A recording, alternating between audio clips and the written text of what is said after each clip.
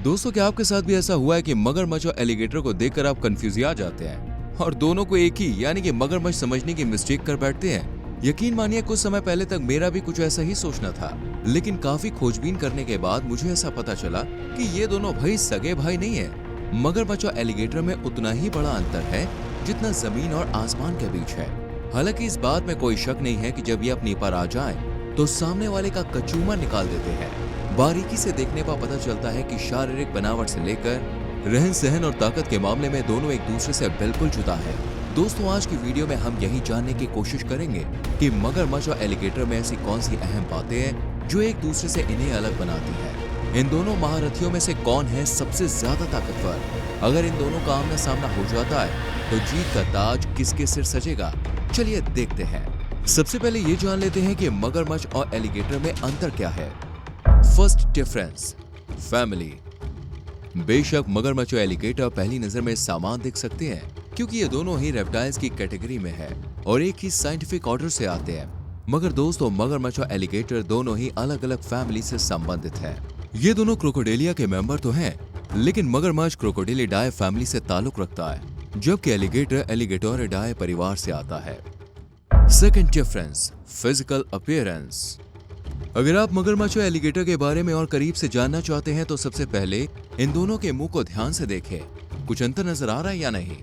मगरमच्छ का मुंह यानी कि उसका स्नोथ वी शेप में होता है, जबकि एलिगेटर का थूथन यू शेप में होता है। अडल्ट एलिगेटर मुख्य रूप से डार्क ग्रे या ब्लैक रंग के होते हैं और इनके नीचे का भाग क्रीम होता है। वहीं मगरमच्छ के रंग को देखें तो यंग क्रोकोडाइल का रंग काली धारियों के साथ हल्का पीला होता है, लेकिन अडल्ट होने पर इनका रंग धब्बेदार पैटर्न के साथ ऑलिव ग्रीन या लाइट ब्राउन हो जाता है। आसान शब्दों में कहें तो एलिगेटर की तुलना में मगरमच्छ हल्के रंग के होते हैं, जबकि एलिगेटर डार्क कलर में। Third difference, habitat. एलिगेटर केवल यूनाइटेड स्टेट्स, मैक्सिको और चाइना में पाए जाते हैं और ये केवल मीठे पानी वाले स्थानों जैसे नदियों, झीलों और तालाबों में रहना पसंद करते हैं। वहीं दुनिया भर में मगरमच्छों का बहुत ही व्यापक वितरण है और इनकी विशाल सीमा का कारण खारे पानी के प्रति सहनशीलता है, जो कि एलिगेटर द्वारा साझा नहीं की जाती है। अंटार्कटिका को छोड़कर मगरमच्छ को हर जगह देखा जा सकता है।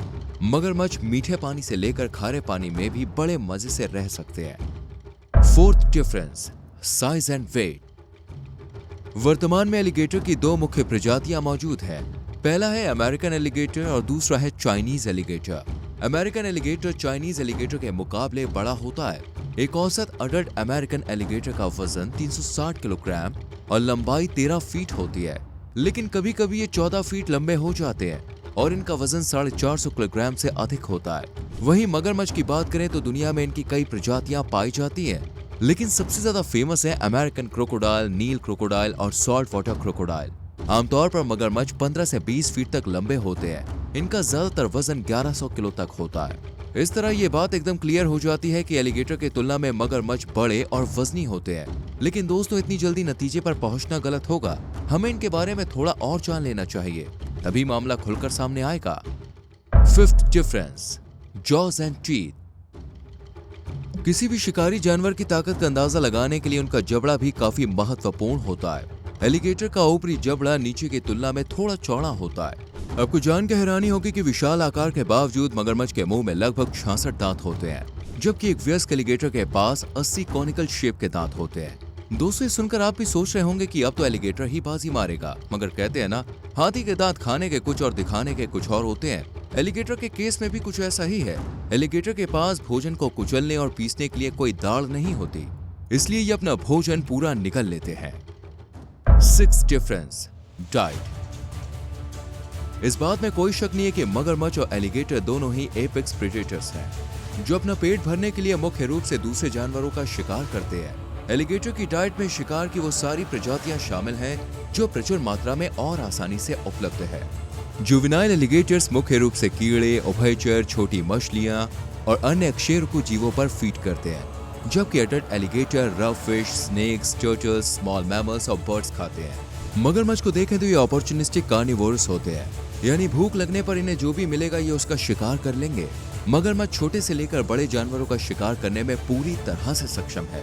क्या आपको पता है कि मगरमच्छ पानी में घुसने वाले हर जानवर को अपना दुश्मन समझता है, क्योंकि इसकी नजर में यह पानी का बादशाह है।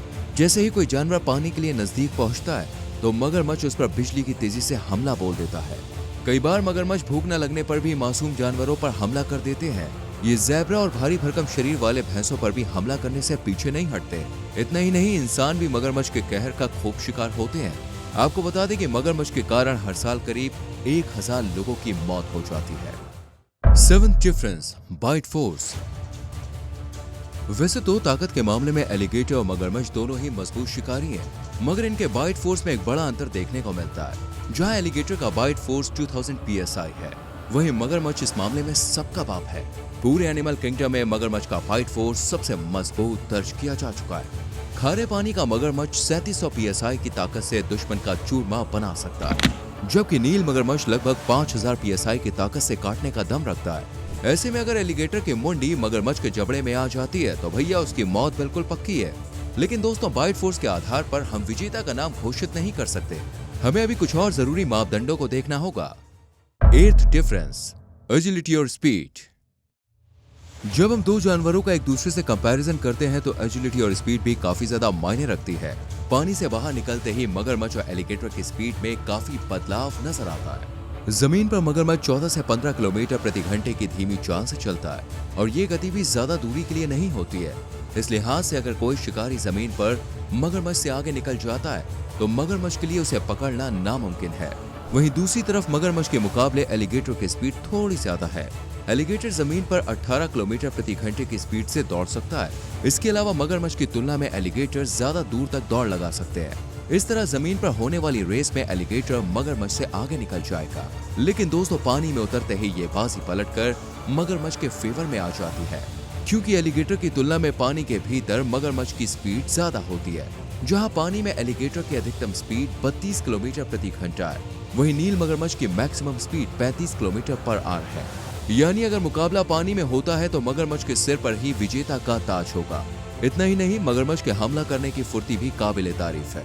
ये पलक झपकने से पहले ही शिकार पर धावा बोल देता है, और ऐसी स्थिति में शिकार को संभलने का मौका तक नहीं मिलता है। 9th difference, aggression.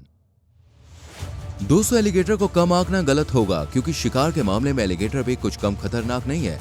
लेकिन इस बात में भी कोई दो राय नहीं है कि एलिगेटर की तुलना में मगरमच्छ ज्यादा आक्रामक और गुस्सैल प्रवृत्ति का होता है। दरअसल मगरमच्छ हाईली टेरिटोरियल क्रिएचर्स होते हैं, यानी ये जनाब अपने इलाके के प्रति ज्यादा संवेदनशील होते हैं। इन्हें अगर आप ना भी उकसाएं तो भी ये हमला कर सकते हैं, जबकि एलिगेटर खतरा महसूस होने पर ही हमला करते हैं, लेकिन अनिश्चितता का सामना होने पर अक्सर भाग जाते हैं। ऐसे में अगर एलिगेटर और मगरमच्छ एक दूसरे के सामने होते हैं तो मुकाबला शुरू होने से पहले ही मगरमच्छ एलिगेटर पर अटैक कर देगा, और उसके बाद जो होगा वो तो आप जानते ही होंगे। 10th difference, hunting method. Alligator के हंटिंग स्टाइल की बात करें तो ये अवसरवादी घात शिकारी होते हैं। इसका मतलब है कि एलिगेटर अपने शिकार के आने की प्रतीक्षा में रहते हैं, और जब परिस्थितियां उनके पक्ष में होती हैं तो उस पर हमला कर देते हैं। अक्सर एलिगेटर पानी के ऊपर केवल अपनी आंखें और नाक रखकर शिकार का इंतजार करते हैं और अपने बाकी शरीर को पानी के नीचे छिपाते हैं। जैसे ही शिकार पानी पीने के लिए किनारे के एकदम करीब आ जाता है तो ये तेजी से उस पर हमला करता है। एलिगेटर द्वारा शिकार करने का दूसरा तरीका डेथ रोल है। इस दौरान एलिगेटर अपने शिकार का एक हिस्सा पकड़ लेता है और उनके शरीर को तब तक पलटते रहते हैं जब तक कि उनके टुकड़े टुकड़े ना हो जाएं या फिर वो मर ना जाएं।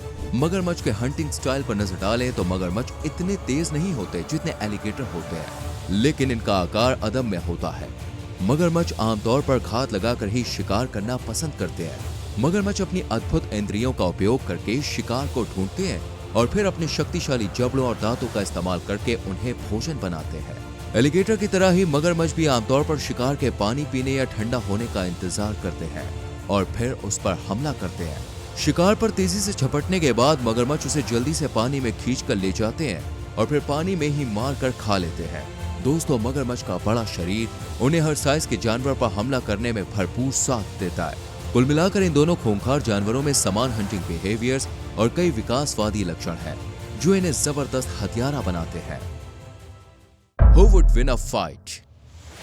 मगरमच्छ और एलिगेटर से जुड़ी तमाम बातें जानने के बाद ये तो साफ है कि दोनों ही मजे हुए खिलाड़ी हैं। वैसे तो दोस्तों, इन दोनों के बीच मुकाबला होने की संभावना बहुत कम है, लेकिन अभी तक हमने जो भी जाना उसके आधार पर हम ये कह सकते हैं कि इन दोनों शीर्ष शिकारियों के फाइट में मगरमच्छ बाजी मार जाएगा।